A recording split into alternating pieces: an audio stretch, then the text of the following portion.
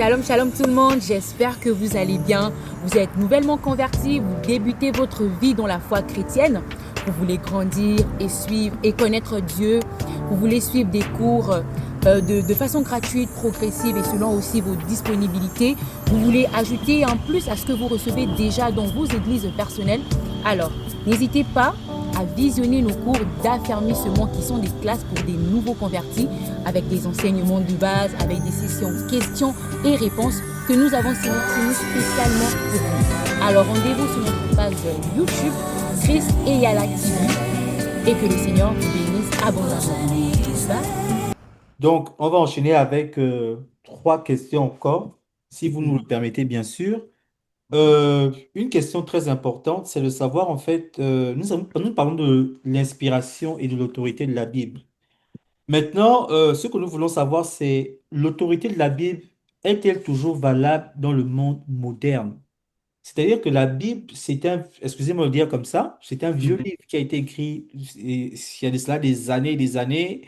mhm. Ça fait près de 2 ou 3 000 ans aujourd'hui.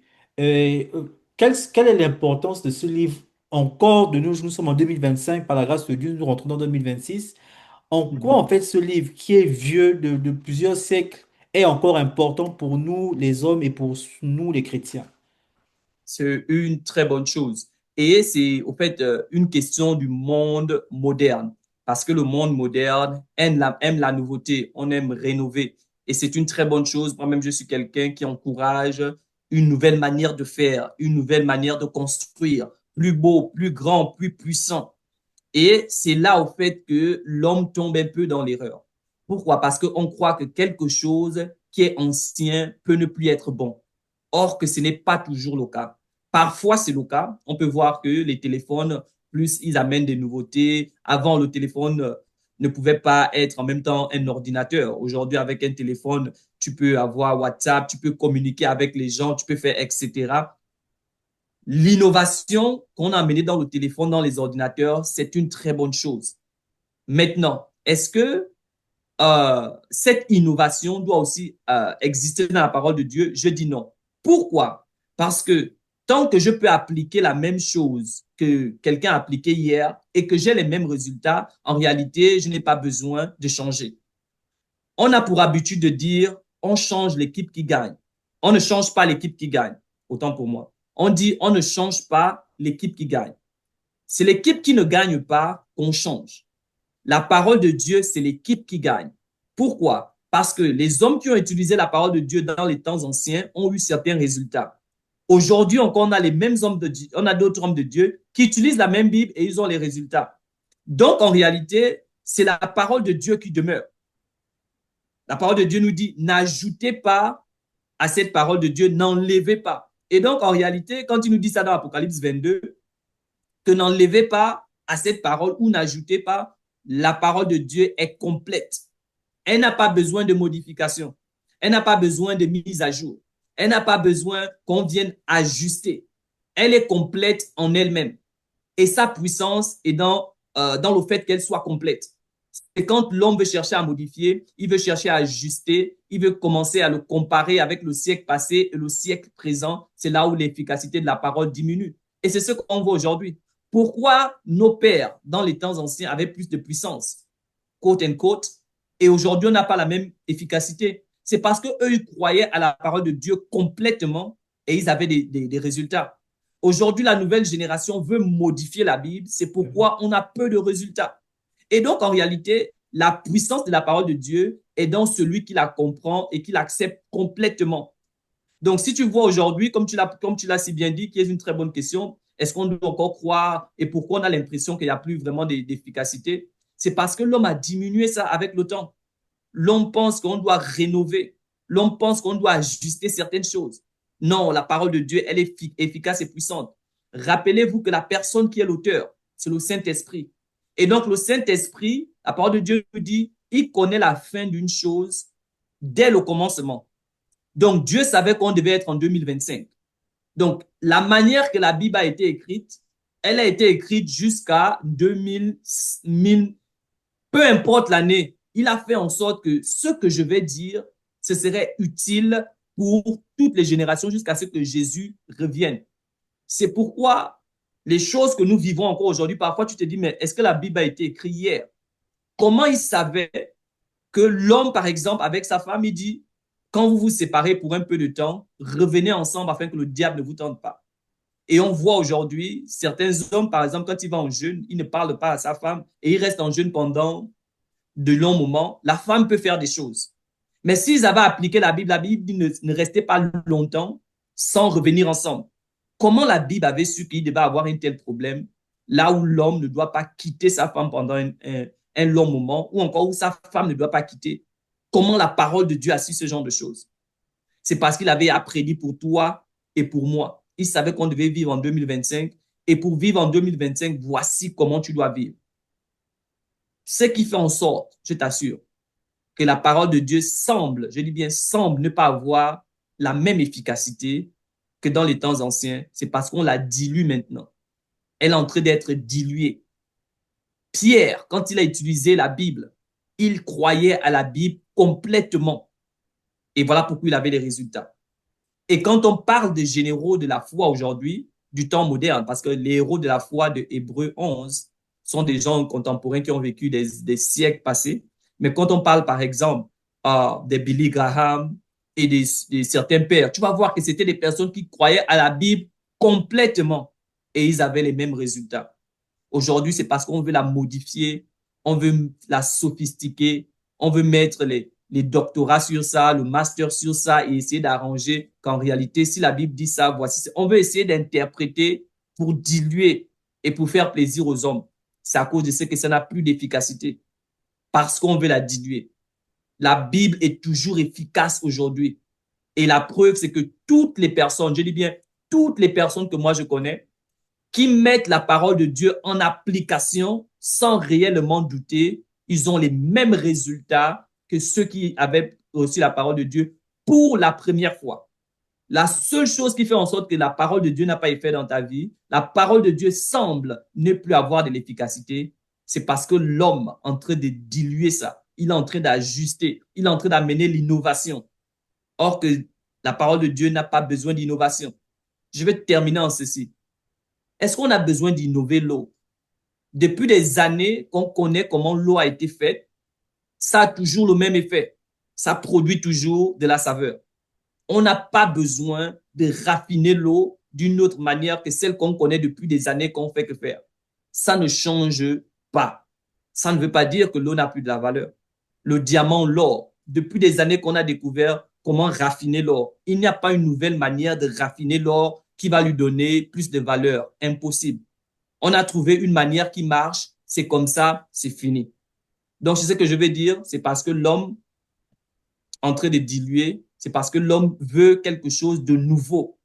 Et c'est naturel à tout homme, on veut la nouveauté, un nouveau iPhone, la nouvelle voiture qui vient de sortir.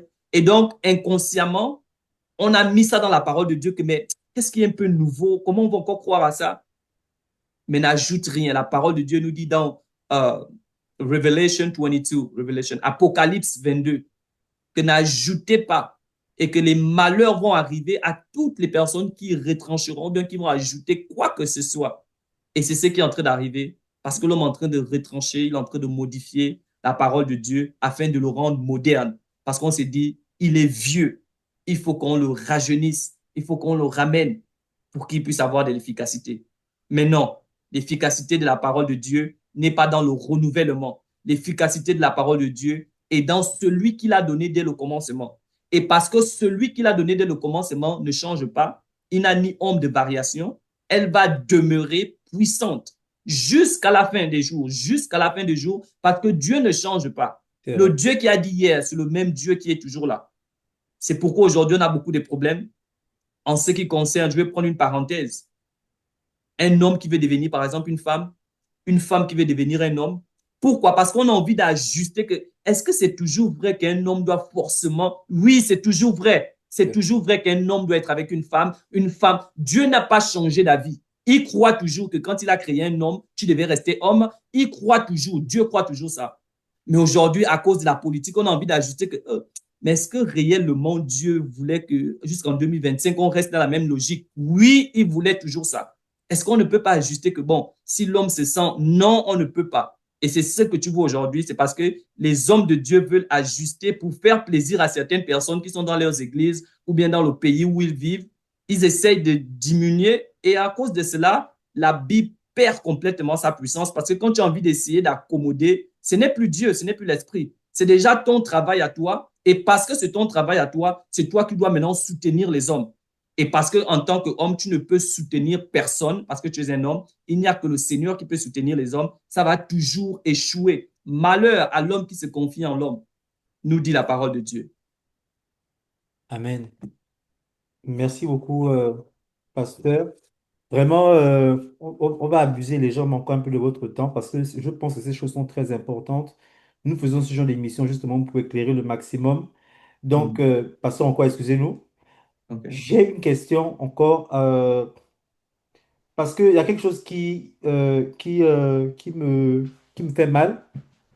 C'est-à-dire, nous parlons de l'autorité de la Bible. La Bible, Mhm. la parole de Dieu.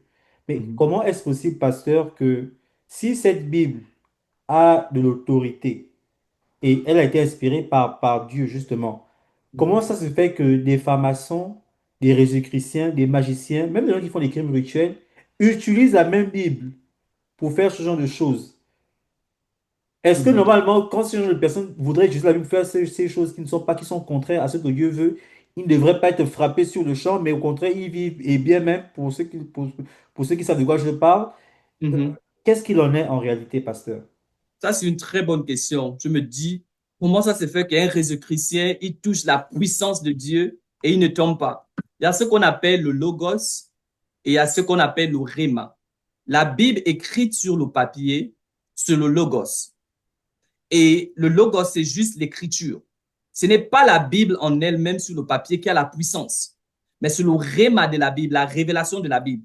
C'est pourquoi j'ai dit aujourd'hui, toi et moi, on peut prendre la Bible. Tu mets dans le sac, ça n'a pas d'effet. Pourquoi? Parce que tu ne crois pas en réalité à cela. Ouais.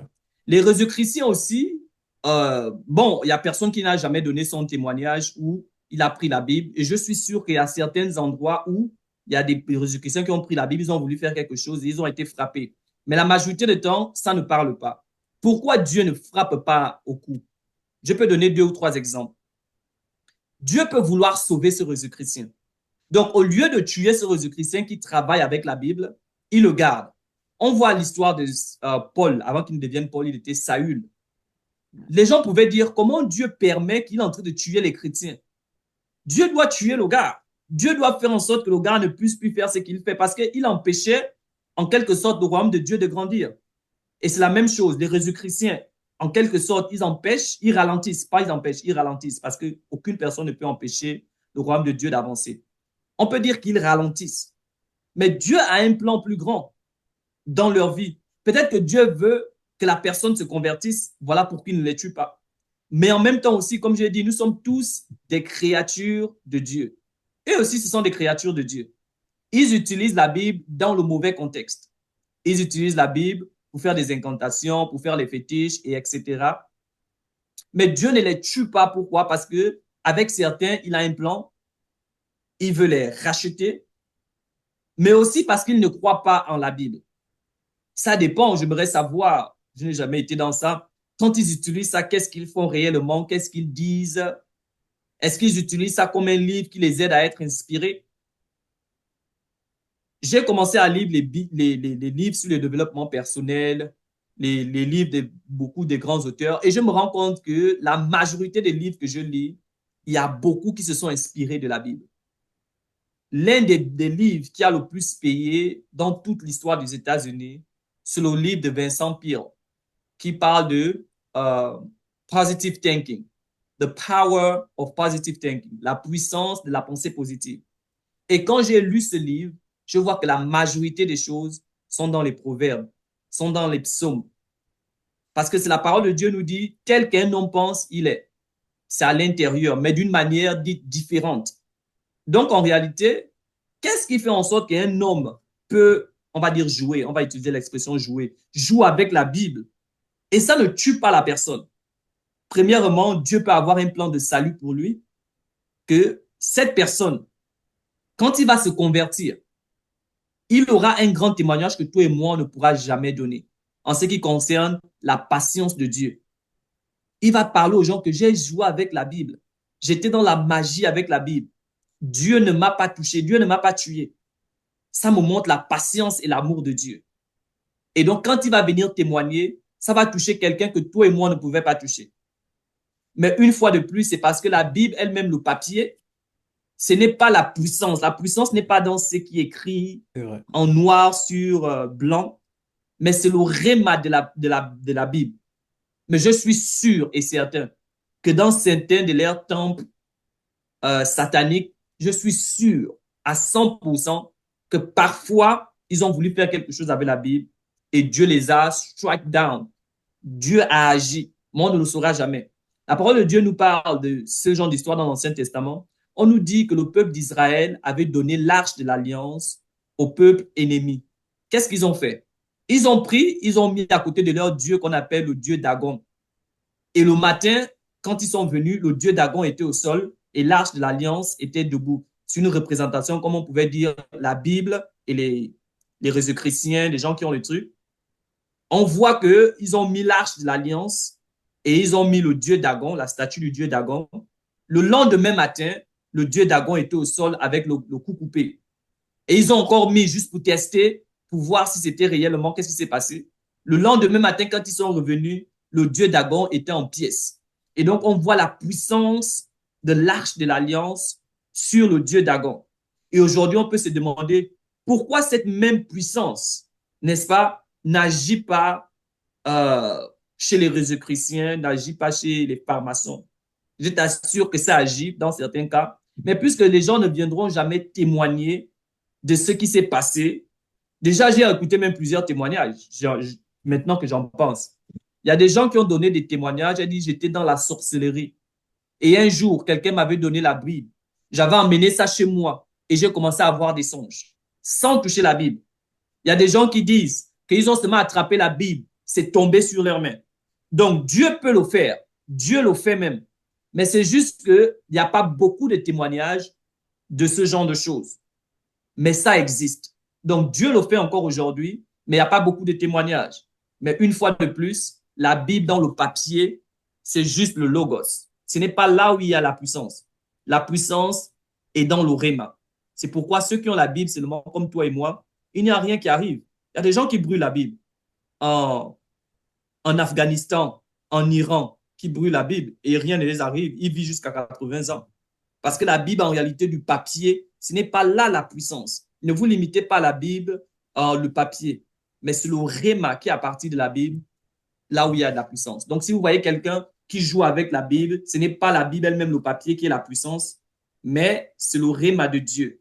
Mais une fois de plus, je vous assure que parfois, Dieu frappe les gens qui jouent avec la Bible, mais on n'en a pas beaucoup de témoignages, mais ça existe.